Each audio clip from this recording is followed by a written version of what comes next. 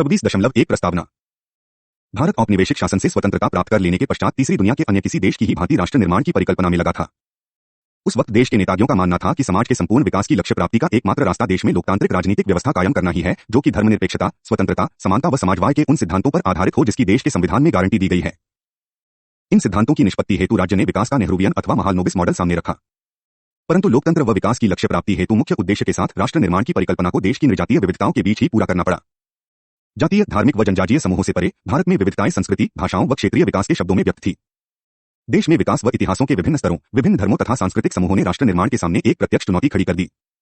इसके अलावा उत्तर पूर्व तमिलनाडु, पंजाब तथा जम्मू व कश्मीर की अंतर्राष्ट्रीय सीमाओं पर कूटनीतिक स्थिति ने राष्ट्र निर्माण का कार्य और अधिक चुनौतीपूर्ण बना दिया। देश विभाजनोपरांत सांप्रदायिक सर्वनाश की ताजा स्मृतियों के साथ राष्ट्र निर्माण का लक्ष्य स्वतंत्रता प्राप्ति के पश्चात देश के नेताओं की सर्वोच्च प्राथमिकता थी। उस समय यह माना जाता था कि लोकतांत्रिक राजनीतिक व्यवस्था और संपूर्ण विकास की स्थापना होने के बाद भारत में नृजातीयता अथवा विविधताएं राष्ट्र निर्माण में कोई समस्या सड़ी नहीं करेंगी। राष्ट्र निर्माण की प्रक्रिया में नृजातीयता को पीछे धकेल दिया जाएगा, जबकि स्वतंत्रता उपरांत प्रथम 2 दशकों में भारत का एक राष्ट्र राज्य के रूप में निर्माण करने की दिशा में प्रयास मूल रूप से आधुनिकीकरण अथवा विकासात्मक पाश्चात्യമक मॉडल पर आधारित 1980 के दशक व उसके बाद से भाजपा तया उसके मित्रवत संगठनों के नेतृत्व वाले देश में हिंदू दक्षिणपंथी ताकतें भारत की छवि सांस्कृतिक राष्ट्रवाद के सिद्धांतों पर आधारित एक राष्ट्र राज्य अथवा एक हिंदू राज्य के रूप में बनाने का प्रयास कर रही है। नेहरूवियन अध्या विकासात्मक मॉडल के बालोचक व इस प्रकार की समझ वाले उन्हें हटा देने पर आमादा हैं, जिन्हें वे राज्य की नीतियों में विकृतियों मानते हैं। ज्ञानपान की आदतों, धार्मिक प्राथमिकताओं के संबंध में विधान बनाने हेतु उनके प्रयास हिंदू धर्म संस्कृति आस्था को प्राथमिकता दिए जाने का संकेत है। इस परिप्रेक्ष्य में राष्ट्र को ऐसा हिंदू राष्ट्र राज्य माना जाता है जहां अन्य धर्मों, आस्थाओं की स्थिति द्वितीयक होती है। यह बात राष्ट्र राज्य को 2 तरीकों से चुनौती देती है। एक, यह उन दूसरी आस्थाओं के अस्तित्व को मान्यता नहीं देती है जो इससे असहमत हैं और हिंदू वर्ण व्यवस्था पर आधारित सामाजिक पदानुक्रम को वैधता प्रदान करती है। दूसरे, इसकी प्रतिक्रिया में धार्मिक व जातीय विचारों पर आधारित नृजातीय समूहों का संगठन होता रहा है। यह बात धर्म परिवर्तन, जातीय दंगों तथा एक वैकल्पिक विचारधारा की तलाश के रूप में सांप्रदायिक संघर्षों, आतंकवाद, निम्न जातियों के विरोध प्रदर्शन में परिगत हुई है, जो सामाजिक परिवर्तन को प्रकट करती है। द्रविड़ आंदोलन का उदय भी हिंदू राष्ट्रवाद के खिलाफ एक प्रतिक्रिया ही था, जैसा कि दक्षिण भारत की द्रविड़ियन पार्टियों द्वारा माना जाता है।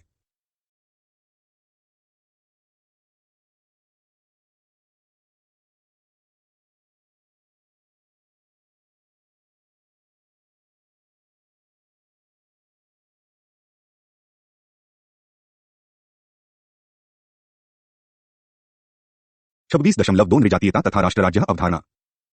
सामान्यतः नृजातीयता को उन लोगों के एक समूह का संगठन माना जाता है जो संस्कृति, भाषा, धर्म, इतिहास आदि के लिहाज से सर्वमान्य सहज गुण रखते हैं और जो ऐसे किसी अन्य समूह से भिन्न होते हैं जो अपने अलग सर्वमान्य सहज गुण रखते हैं।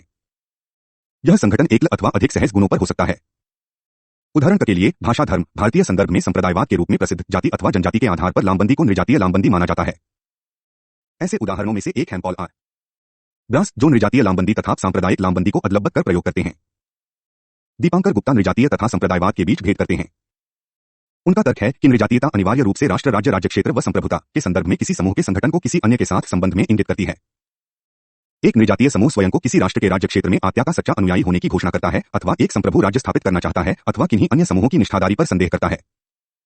ऐसे राष्ट्र राज्य के सहज गुणों का उल्लेख प्रत्यक्ष अथवा परोक्ष हो सकता है। उनके विचार से वह सामूहिक संगठन जिसका उल्लेख राष्ट्र राज्य राज्य क्षेत्र अथवा संप्रभुता के रूप में नहीं होता है, नृजातीय संगठन नहीं है। यह मात्र सांप्रदायिक लामबंदी है। राष्ट्र राज्य के प्रति किसी समूह की निष्ठा पर संदेश अथवा उसे प्रमाणित नहीं किया जा सकता है। संप्रदायवाद में यह सरकार ही है जो संदर्भ बिंदु होती है। सरकार पर ही सांप्रदायिक समूहों के प्रति भेदभाव बरतने अथवा उनका समर्थन करने का दोष लगता है। देश व काल के बदलते प्रसंग में संप्रदायवाद नृजातीयता में अथवा नृजातीयता संप्रदायवाद में परिवर्तित हो सकती है। कोई भी राष्ट्र राज्य एक संप्रभु भौगोलिक सत्ता होता है जिसके आधार स्तंभ होते हैं इतिहास, संस्कृति, भाषा, धर्म अथवा सभ्यता पर आधारित एक समुदाय के सहभागित मनोभाव। परंतु कुछ विद्वजन भारत को एक राष्ट्र राज्य नहीं मानते हैं। उनका तर्क है कि किसी राष्ट्र राज्य की नींव का आधार एकल राष्ट्र अथवा राष्ट्रीयता होता है। इस प्रकार के समाज में लोग एक ही सर्वमान्य भाषा, संस्कृति अथवा धर्म भी अपनाते हैं। वृत्ति भारत में बड़ी संख्या में ऐसी राष्ट्रीयताएं हैं जो भिन्न भिन्न भाषाएं बोलती है, भिन्न भिन्न सांस्कृतिक सहज गुण, इतिहास, धर्म आदि रखती हैं। यह एक बहुराष्ट्रीय राज्य होता है, न कि कोई राष्ट्र राज्य। बहरहाल सामान्यतः भारतीय संदर्भ में राष्ट्र राज्य, राष्ट्र अथवा बहुराष्ट्रीय राज्य जैसे शब्दों का प्रयोग अदल कर किया जाता है।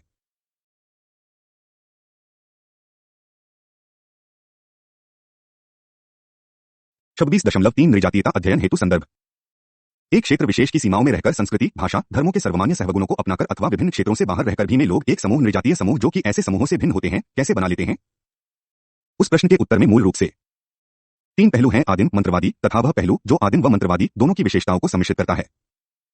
आदिम धारणा के अनुसार लोगों के बीच नृजातीय भेद प्रदत्त हैं, वे उन्हें विरासत में मिलते हैं। यह भेद समूहों के बीच नृजातीय संघर्ष कर रूम ले लेने की ओर उन्मुख होते हैं। मंत्रवादी धारणा के पक्षधर मानते हैं कि नृजातीय भेद प्रदत्त नहीं होते, वे संभ्रांतों द्वारा पैदा किए जाते हैं जो कि राजनीतिज्ञ, अध्यापक, धार्मिक नेता आदि हो सकते हैं।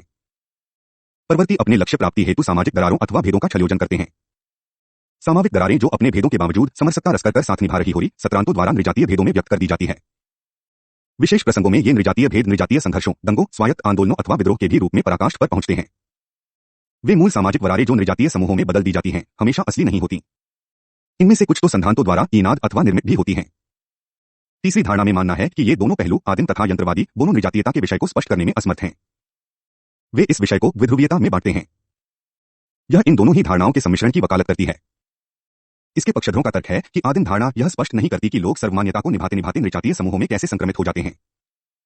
इसी प्रकार मंत्रवादी धारणा यह स्पष्ट नहीं करती कि सर्वमान्य सहज गुणों को अपनाने वाले लोग उस संभ्रांत वर्ग के आह्वान का क्यों प्रत्युत्तर देते हैं जो उन्हें नृजातीय समूहों में छलयोजित करते हैं। 26.4 नृजातीयता का आविर्भाव। इस मान्यता पर शीघ्र ही बहस छिड़ गई थी कि क्या नृजातीयता उस विकास को देखते ही पीछे जा छुपेगी जो कि महालनोबिस मॉडल राष्ट्र राज्य निर्माण प्रक्रिया को आगे बढ़ाए के परिणामस्वरूप होगा। इससे काफी पहले की मॉडल के परिणाम सामने आए, उस वादे पर जिस पर यह आधारित था सदैव किया जाने लगा। अनेक तर्क प्रस्तुत किए गए। इस प्रकार के राष्ट्र निर्माण के मॉडल ने देश में अपेक्षाकृत छोटी राष्ट्रीयताओं को उपेक्षित किया है। यह उन पर अधिरोपण है। उनकी पहचानों, संस्कृतियों, इतिहासों तथा आकांक्षाओं की उपेक्षा की गई है। राष्ट्र राज्य निर्माण का यह मॉडल उनके हितों के नितांत विरुद्ध है। इस पहलू के पक्षधरों ने राष्ट्रवादी परिप्रेक्ष्य के खिलाफ विरोध प्रदर्शन किया। उत्तर पूर्व में नागाओं के विद्रोह से शुरू हुआ यह विरोध दक्षिण में तमिलनाडु तथा उत्तर में पंजाब, जम्मू व कश्मीर तक फैल गया। तभी से जाति, धर्म, भाषा, जनजातियों आदि के नाम पर देश के प्रायः सभी भागों में राष्ट्र निर्माण को नृजातीय चुनौती का सिलसिला चला। जबकि एकमात्र सहज गुण नृजातीय पहचान बनाने में सर्वाधिक स्पष्ट संकेत हो सकता था, यह एक से अधिक सम्मिश्रण रहा जिसने वास्तव में इसके लिए आधार प्रदान किया। इसी प्रकार हिंदू दक्षिणपंथी ताकतों को चुनौती थी। इसके आलोचकों का तर्क है कि भारत कोई राष्ट्र राज्य नहीं है, यह एक बहुराष्ट्रीय राज्य है। पॉल आर ब्रास ने वस्तुतः यह तर्क दिया कि मध्यपि व्यवहारतः राष्ट्रीय स्तर के भारतीय नीति निर्माताओं ने महालनोबिस मॉडल का अनुसरण किया। उन्होंने सिद्धांततः बहुवादी लक्षणों देश की नीतियों के हिसाब से उसके भिन्न भिन्न भाषाई, धार्मिक व अन्य अल्पसंख्यकों को स्वीकार किया था। इस प्रकार का बहुवाद सिर्फ राष्ट्रीय सहज की नीतियों में अपना गया, परंतु राज्य सरकारों ने बसार अल्पसंख्यकों के प्रति निभावपूर्ण व स्वांगीकृत नीतियों ही अपनाई। यह दर्शाना कि भारत एक राष्ट्र राज्य है, देश में बहुवाद तथा विविधताओं के अस्तित्व को वस्तुतः ठुकराया जाना है। राष्ट्र निर्माण राष्ट्र राज्य के प्रति सृजातीय चुनौती ने भारत में निम्न रूप धारण कर लिए। 1 स्वायत्तता आंदोलन, 2 पृथक राष्ट्र की मांग, 3 विद्रोह, 4 पहचान चिन्हों जनजाति, जाति, भाषा, धर्म आदि के आधार पर संघर्ष तथा उपद्रव। नृजातीय आविर्भाव के प्रथम 3 रूपों को स्वनिर्धारण आंदोलन भी कहा जाता है। यह गौरतलब है कि आविर्भाव के ये तीनों ही रूप देश में कोई एक समान घटनाक्रम नहीं अपनाते हैं। यह एक निसी रूप में शुरू होकर विभिन्न परिस्थितियों में कोई अन्य रूप ले सकता है। 1950 के दशकोपरांत से इन पर आधारित संघर्ष देश के विभिन्न क्षेत्रों में आम रहे हैं। दरअसल सालिक एस हैरिसन ने देश में हुए भाषाई अथवा सांप्रदायिक संघर्षों के प्रसंग में स्वतंत्रता पश्चात प्रथम 2 दशकों को सर्वाधिक भयावह दशकों की संज्ञा दी है। बहुधा राज्यों में ऐसे संघर्षों की जड़ें स्थानीय परिस्थितियों में ही जमी थी। राज्यों के भाषाई पुनर्गठन ने कुछ सर्वमान्य भाषाई विशेषताओं के आधार पर राज्य बना दिए, परंतु देश के अनेक भागों में धर्म, मूल प्रवासी विभाजन, भाषिका भाषाई विवाद के आधार पर संघर्षों का सिलसिला चलता रहा। राज्यों के भीतर स्वायत्तता के लिए तथा देश के कुछ हिस्सों को अलग कर संप्रभु राज्यों की मांग उठने लगी। ये अक्सर हिंसा में ही परिणत हुए। जबकि स्वायत्तता आंदोलनों, विद्रोह तथा पृथकतावादी आंदोलनों के मामले में पदपोषकों का मुख्य लक्ष्य केंद्रीय सरकार के नाम से विशेषतः पहचाने जाने वाली राज्य एजेंसियों ही होती है। प्रायः इनमें किसी क्षेत्र में विभिन्न संप्रदायों के बीच नृजातीय संघर्ष अथवा उपद्रव भी शामिल होते हैं। परंतु यदि ये भाषा, धर्म, जातियों, जनजातीय पहचान के आधार पर कोई संघर्ष दंगा है तो मुख्यतः विभिन्न समूहों के बीच होता है। ऐसे मामलों में राज्य एजेंसियों को एक संप्रदाय विशेष की पक्षपाती अथवा दूसरे के विरुद्ध वस्तुतः वैसा ही माना जा सकता है। विद्वानों ने तथापि गौर किया है कि भारत में पृथकतावादी प्रवृत्तियों राष्ट्रवादी मनोभावों के साथ ही विद्यमान है।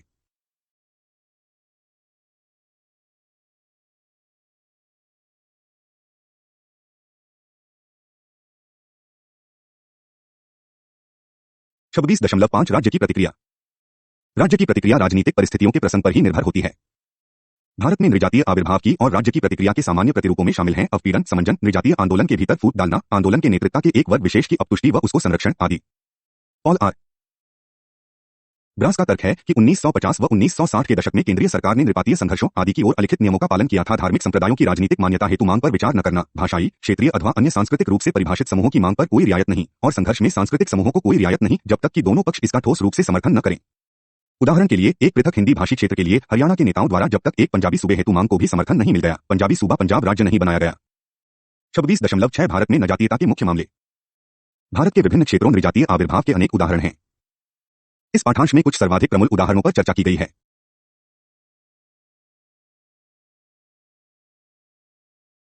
6.1 उत्तर पूर्वी भारत अपने विशिष्ट इतिहासों, भौगोलिक स्थितितया, विविध नृजातीयता संयोजन के साथ उत्तर पूर्वी भारत के लगभग सभी राज्य नृजातीयता की समस्याओं से घिरे हैं। उन सभी ने स्वातंत्र्योत्तर काल में समय समय पर घटती बढ़ती प्रचंडता के साथ विद्रोह, नृजातीय संघर्षों व दंगों तथा स्वायत्तता आंदोलनों को देखा है। सामान्यतः उन्होंने हिंसात्मक रूप लिया है। जबकि चूंकि विद्रोह के तत्व लगभग सभी राज्यों में विद्यमान हैं, नागालैंड तथा मिजोरम में विद्रोह ने सर्वाधिक तीक्ष्ण रूप लिया। उत्तर पूर्वी भारत के लगभग सभी राज्यों में ऐसी ताकतें हैं जो मानती है कि वे भारतीय नहीं हैं, उनके राज्य क्षेत्र बिना उनकी सहमति के बलपूर्वक भारत में विलय कर लिए गए हैं। वे अपने स्वयं सर्वसत्ताक राष्ट्र राज्यों को लेना पसंद करते हैं।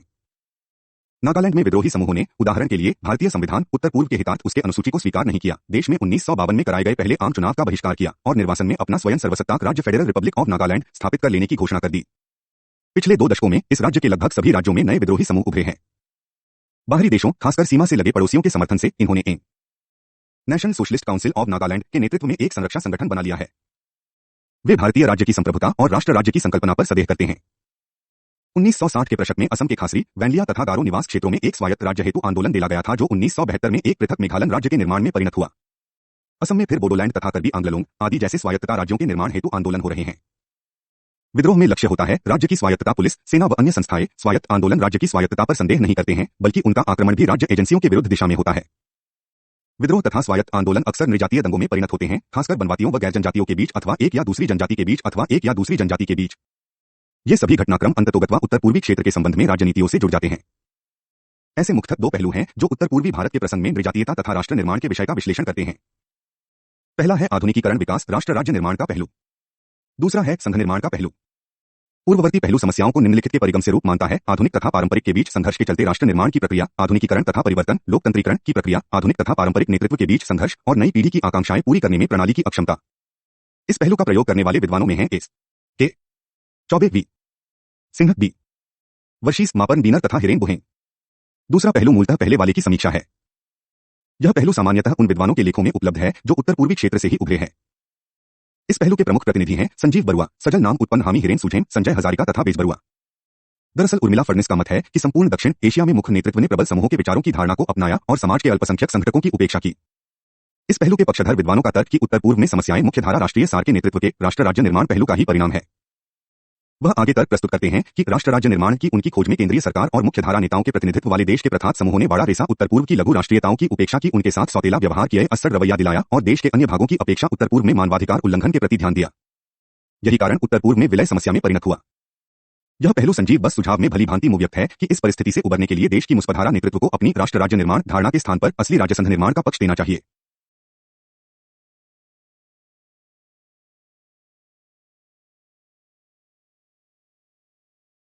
6.2 तमिलनाडु एक राष्ट्र राज्य के रूप में भारत की इच्छा के विरुद्ध सर्वाधिक तीक्ष्ण विरोध औपनिवेशिक शासन से देश आजाद होने से काफी पहले दक्षिण भारत में हुआ था। तमिलनाडु के इवेरियन आंदोलन इस क्षेत्र में इसी आशय का प्रतिनिधि बन गया।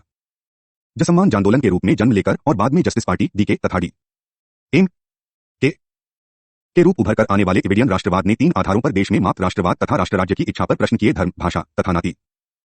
इवेरियन राष्ट्रवाद के आदि व पेरियर के नाम से प्रसिद्ध श्री रामास्वामी नायर का तर्क था कि भारत में प्रगत राष्ट्र नए कांग्रेस द्वारा व्यस्त किया गया था, जो हिंदू धर्म अथवा ब्राह्मणवाद, हिंदी भाषा तथा उच्च जातियों सांस्कृतिक ब्राह्मणवाद पर आधारित था।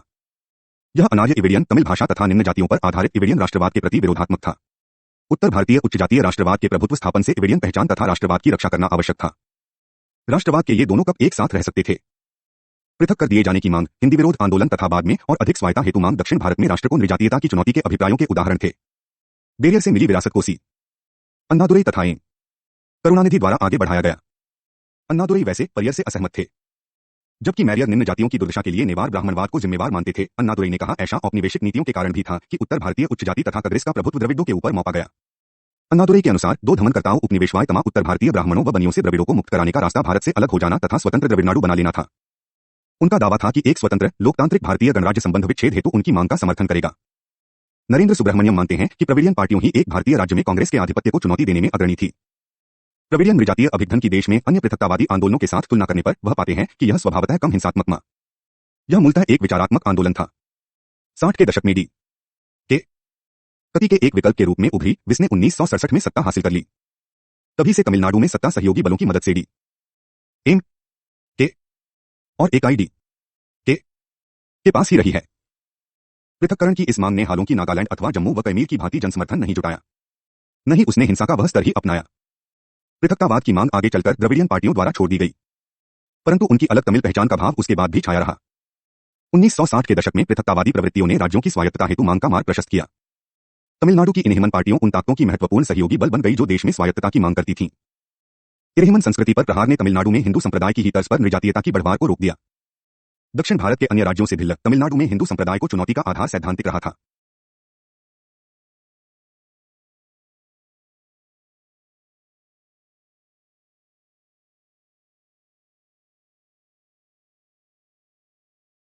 छह दशमलव तीन पंजाब में नृजातीयता मुख्यतः ऐसे स्वायत्तता आंदोलन तथा विप्लव के रूप में प्रकट हुई जिनका आधार क्षेत्रीय, धार्मिक तथा आर्थिक था। बदाख्ता इसने हिंदुओं व सिखों के बीच सांप्रदायिक संघर्ष का रूप भी लिया था। पंजाब में 1950 व 1960 के दशकों के दौरान स्वायत्तता आंदोलन देखा गया था, जिनकी अगुवाई अकाली दल द्वारा की गई थी। अकाली नेतृत्व का तर्क था कि पंजाब के वे क्षेत्र वहां मातृभाषा पंजाबी वाले तथा सिख धर्म मानने वाले लोग रहते हैं को उनको अपना स्वायत्त प्रांत दे दिया जाए। बलदेव राज नायर के अनुसार अकाली नेतृत्व ने समर्थन जुटाने के लिए त्रिफलक रणनीति तैयार की, संवैधानिक घुसपैठ और आंदोलनात्मक। प्रथम में ज्ञापन, रैलियों, मार्च आदि जैसे संवैधानिक तरीके शामिल थे। दूसरे में बड़ी संख्या में घुसने और पंजाबी सूबे के पक्ष में भीतर से ही उसके निर्णयों को प्रभावित करने की अनुमति दी, और तीसरे में शामिल थे तीर्थों को कूच करना, बल प्रयोग, धमकी देना। आंदोलनात्मक रणनीति ने अक्सर हिंसा को उकसाया। दरअसल अकाली दल के भीतर दो गुट थे। प्रथम सामाजिक आर्थिक स्पष्टीकरण देते संत फतेह सिंह के प्रतिनिधित्व वाला, और दूसरा मास्टर तारा सिंह के प्रतिनिधित्व वाला, जिन्होंने धार्मिक आधार पर पंजाबी सूबे हेतु मांग को जायज ठहराया सिलों के एक स्वायत्त प्रांत के लिए। 1980 का दशकोपरांत काल पंजाब में स्वायत्त आंदोलन को अगले चरण के रूप में जाना गया। पहले वाले से भिन्न यह भारतीय राज्य की संप्रभुता को चुनौती देते और सिख धर्म के अनुयायियों पर आधारित खालिस्तान सिस गृहभूमि की स्थापना हेतु विप्लव आंदोलन में उभरा था। इसने पंजाब में हिंदुओं व सिखों के बीच सांप्रदायिक विभाजन को भी जन्म दिया। पंजाब में बड़े पैमाने पर हिंसा की पहचान वाले, जो असंख्य मौतों तथा संपत्ति की विशाल अति में परिणत हुआ, इस आंदोलन ने भारतीय राष्ट्र राज्य की इमारत को ललकारा। इस चरण में अकाली आंदोलन का प्रसंग 1950 व 1960 के दशकों से भिन्न था। पंजाब में कांग्रेस के पतन और अकाली दल के एक महत्वपूर्ण प्रशक्ति के रूप में उभरने के बाद 1960 के दशकांत से राज्य की राजनीति में रुलान बदल गए। देश की राजनीति और कांग्रेस संगठन पर अपने नियंत्रण को कायम रखने के प्रयास में इंदिरा गांधी ने कांग्रेस का वैयक्तिकरण कर दिया और राज्यों की राजनीति में सीधे हस्तक्षेप किया, खासकर कांग्रेस शासित राज्यों के मुख्यमंत्रियों के चुनाव में। यह बात राज्यों के अधिक अनुकूल होने के लिए केंद्र राज्य संबंधों में परिवर्तन हेतु बढ़ रही मांग के साथ मेल खा गई। 1970 के दशक में पंजाब में कांग्रेस के प्रभुत्व को अकाली दल द्वारा दी गई चुनौती ने इंदिरा गांधी को सिल वोटों की लामबंदी के लिए सिख धार्मिक प्रतीकों के प्रयोग हेतु उकसाया। 1980 के पंजाब विधानसभा चुनाव में उन्होंने सिखों का समर्थन पाने के लिए एक सिख धार्मिक नेता संत जरनैल भिंडरामवाले की मदद ली। इसके दो परिणाम हुए। एक ओर इसने धार्मिक नेताओं, खासकर भिंडरामवाले को राजनीतिक नेतृत्व से स्वतंत्र रहकर काम करने और युयुत्सु बन जाने के लिए प्रोत्साहित किया। विदेशी ताकतों के समर्थन से वह एक बड़ी संख्या में युवाओं को जुटाने और एक पृथक सिल पृष्ठभूमि खालिस्तान की भोंग करने में सक्षम था। खालिस्तानी आंदोलन के दौरान व्यापक हिंसा हुई, जो इंदिरा गांधी की हत्या में परिणत हुई, जो कि ऑपरेशन ब्लू स्टार के उपरांत प्रक्रियाओं की एक श्रृंखला की एक कड़ी थी। खालिस्तान आंदोलन ने भारत राष्ट्र राज्य की विधिसंगति और संप्रभुता को चुनौती दी थी। दूसरी ओर सिल धर्म के प्रयोग और हिंदुओं पर सिद्ध आचार संहिता थोपे जाने से पंजाब में सिखों और हिंदुओं के बीच सांप्रदायिक विभाजन पैदा हुआ। इसकी पराकाष्ठा पदाख्ता सांप्रदायिक उपद्रवों व संघर्षों में दिखाई दी, जिनको सामान्यतया पंजाब समस्या, पंजाब क्राइसिस के नाम से जाना गया। 1970 और 1980 के दशकों के दौरान पंजाब में उल्लेखनीय विकास सामाजिक, आर्थिक तथा राजनीतिक हुए। पंजाब समस्या के दो प्रकार के स्पष्टीकरण हैं। प्रथम स्पष्टीकरण अर्थशास्त्रियों तथा मार्क्सवादी विद्वानों द्वारा दिया जाता है। इस ढांचे के मुख्य प्रतिनिधि है Sucha Singh Gill K C Singhal, Harish Kumar Puri, John C Peregrio M Dhami, Javed Alam और गुरु हरपाल सिंह। उनका तर्क है कि पंजाब समस्या लोगों की सामाजिक व आर्थिक समस्याओं में निहित है, खासकर हरित क्रांति के आलोक में बढ़ती बेरोजगारी के साथ कृषि की लागत वहन कर पाने में अक्षम, उपभोक्तावाद और आधुनिक मूल्यों के प्रभाव द्वारा पैदा सिख पहचान के संकट ने पंजाब में युद्धप्रियता के उदय हेतु एक विदंत आधार तैयार किया। वे विद्वान जिन्होंने राजनीतिक स्पष्टीकरण दिया, उदाहरणार्थ पॉल आर ग्रास, सामाजिक आर्थिक स्पष्टीकरण को अपर्याप्त और न्यूनतावादी कहकर निंदा करते हैं। दूसरी ओर उनका तर्क है कि पंजाब समस्या राजनीतिज्ञों द्वारा धर्म तथा लोगों की समस्याओं के राजनीतिक छलयोजन का परिणाम रही है।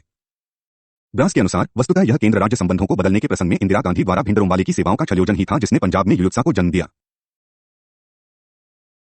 6.4 जम्मू व कश्मीर। जम्मू कश्मीर में स्वायत्तता आंदोलन तथा विद्रोह इंसर्जेंसी भौगोलिक, ऐतिहासिक तथा धार्मिक कारकों से जुड़ा है। इसके राज्यारोहण से पूर्व राज्य में राजनीतिक नेतृत्व राष्ट्र राज्य से उसके संबंध के मुद्दे पर विभाजित हो चुका था, जबकि राजा हरि सिंह, जो इसे एक स्वतंत्र राज्य के रूप में बनाए रखना चाहते थे, ने जम्मू कश्मीर भारत को सौंपे जाने का विरोध करते थे। राज्य के सर्वाधिक लोकप्रिय नेता शेख अब्दुल्ला इसे भारत में विलय करना चाहते थे, परंतु जब यह राज्य भारत को सौंप दिया गया और शेख अब्दुल्ला राज्य के प्रधानमंत्री बन गए, उन्होंने जम्मू कश्मीर भारत को सौंपे जाने का मुद्दा उछालना शुरू कर दिया। उन्होंने प्लेबिसाइट फ्रंट बनाया, जिसने केंद्रीय सरकार को उसे पदच्युत करने तथा उन्हें 1953 से 1964 तक कारावास दे देने के लिए मजबूर किया। जम्मू कश्मीर राज्य के भीतर योग क्षेत्रों से स्वायत्तता हेतु मंगी उठती रही हैं, जम्मू तथा लद्दाख, जहां गैर कश्मीरी कुल जनसंख्या का अच्छा खासा भाग है। जम्मू कश्मीर राज्य केंद्र राज्य संबंधों में बदलाव के अभिप्राय से क्षेत्रीय स्वायत्तता हेतु अन्य राज्यों में भी शामिल हो गया है। राज्य में 1980 के दशक से लेकर गत दशकों तक विद्रोह को झेला है, जो राज्य में बड़े पैमाने पर हिंसा और सांप्रदायिक विभाजन में परिणत हुआ। विद्रोह में पाकिस्तान की लिप्तता ने भारतीय राष्ट्र राज्य को चुनौती दी हुई है। बलराजपुरी के अनुसार जम्मू कश्मीर में विद्रोह के लिए कारण है केंद्र सरकार का रवैया, राज्य में विपक्ष का अभाव, राज्य व केंद्रीय नेतृत्व द्वारा लोकतंत्र का विघटन, बढ़ती बेरोजगारी व लोगों की समस्याएं तथा शीत युद्ध व पाकिस्तान। उनके विचार से राज्य में विद्रोह के कारण मध्यपी 1947 से ही विद्यमान रहे हैं। इनका हाल का चरण जो 1986 में शुरू हुआ, पूर्व काल से संबद्ध नहीं है। केंद्रीय सरकार ने 1947 में राज्य को अनुग्रहित स्वायत्तता को कम कर दिया। संविधान संशोधन के माध्यम से उसने जम्मू कश्मीर राज्य हेतु प्रयोज्य अनुच्छेद 356 व 357 बनाए। केंद्र सरकार के साथ साथ शेख अब्दुल्ला ने भी राज्य में विपक्ष नहीं पनपने दिया। राष्ट्रवाद के नाम पर लोकतंत्र को पटरी से उतार दिया गया। राज्य के मामलों में केंद्र सरकार का हस्तक्षेप तथा राज्य सरकार का गैर सैद्धांतिक दृष्टिकोण, इन कारकों ने जम्मू कश्मीर के लोगों के बीच असहाय स्थिति को जन्म दिया। यह बात बढ़ती बेरोजगारी और लोगों की गिरती माली हालत के साथ मेल खा गई। इसी वक्त राज्य के भीतर जम्मू व लद्दाख के क्षेत्रों को स्वायत्तता दिए जाने से इनकार ने राज्य के भीतर क्षेत्रीय विभाजन पैदा कर दिया। लोकतांत्रिक विपक्षी राजनीतिक दलों के अभाव द्वारा रचित यह रिक्त स्थान सांप्रदायिक व रूढ़िवादी ताकतों द्वारा भरा गया। पाकिस्तान द्वारा समर्थित व दुरुत्साहित ये शक्तियां राज्य में विद्रोह का स्रोत बन गईं। कोई ऐसा हल ढूंढने में सरकार की विफलता जो जम्मू कश्मीर के लोगों को राष्ट्र राज्य से भावात्मक रूप से जोड़ सके और इसकी बजाय सशक्त सेनाओं पर भरोसे ने समस्या को और भी गंभीर बना दिया है।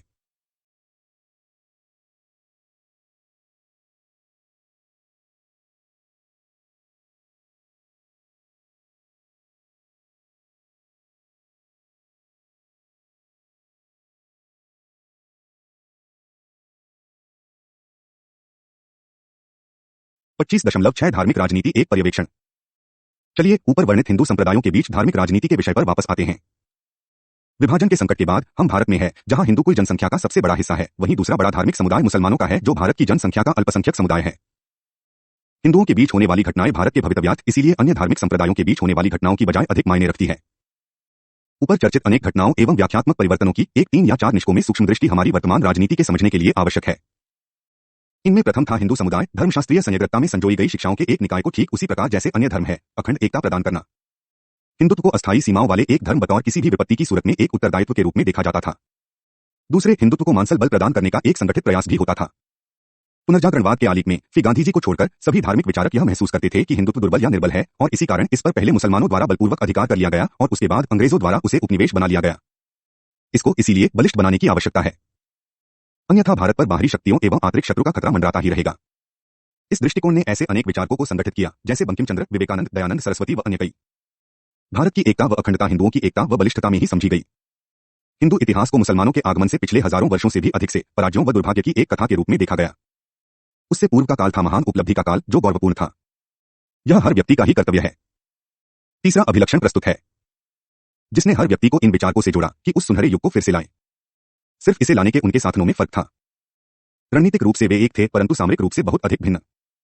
पुनर्जागरणवादी विचार में निहित अंतिम महत्वपूर्ण लक्षण था हिंदुत्व के उन अभिलक्षणों की गहरी आशंका जो अन्य कई विवेकी हिंदुओं जैसे गांधी अथवा टैगोर उदाहरणार्थ के अनुसार हिंदुत्व की सुंदरता व शक्ति थे। उसकी अपनी विविधता और प्रवर्तनकारी वैविध्य को उत्पन्न करने की क्षमता ही काफी थी। किसी अन्य धर्म के पास इतना सामर्थ्य नहीं था। उपर्युक्त विचारकों व आंदोलनों जिन पर हमने पहले विचार किया का हिंदुत्व संबंधी इस नैतिक गुण विशेष के विषय में गहरा अविश्वास था। वे इसीलिए स्थानीय मतभेदों, क्षेत्रीय विसामान्यताओं, निगूढ़ पूजा पद्धतियों अथवा भक्ति आंदोलनों के